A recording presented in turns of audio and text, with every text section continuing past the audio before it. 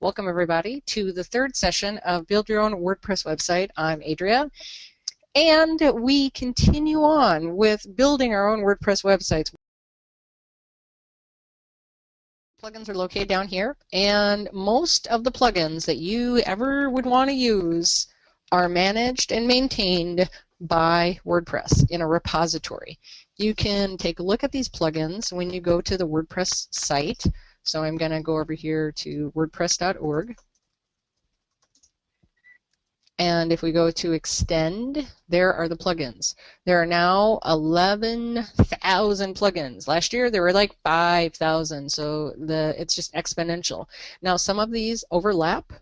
Sometimes they are very, very popular. Sometimes they get abandoned. Sometimes two programmers come together and they start working on one plugin. There's a variety of different things that happen. So from here, you can see on the left, tags are used to define kind of what type of plugin. You can see that 556 are either tagged with Twitter or maybe they mention the word Twitter. So 500 different options for Twitter, that's a lot. So thankfully though, what happens in this area is when you search, you can search for the most relevant, the most highly rated, or maybe the most popular plugins. So let's say I just typed in Twitter. The first one comes up as Twitter Widget Pro, and we see here that it's version 2.2.0, that it was just updated in February. It has 212,000 downloads, and people rate it fairly high. Now the next one, though, has not been updated since 2008. It has only been downloaded 700 times, and it didn't even make it to version 1. Usually version 1 means something's out of beta, and it hasn't been rated very high, and so on. So this is based on relevance. Now let's say I wanted to maybe do by most popular.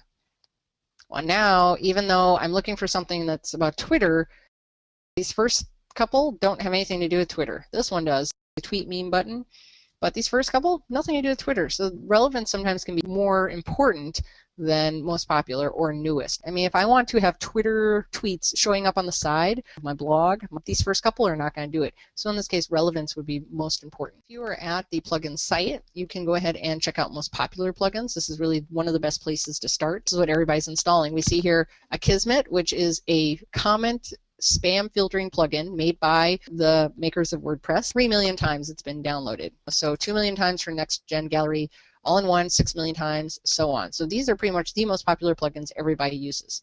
Great place to start. The worst place to get a plugin is from some guy's site where it's like, oh, I made this really cool WordPress plugin, and you can download it right from my site. Not good. What WordPress does is they look through themes and they look through plugins before they list them on the site. And if they find that there's no bad code and it's actually helpful and functional, they'll list it. So that's really the route you want to go.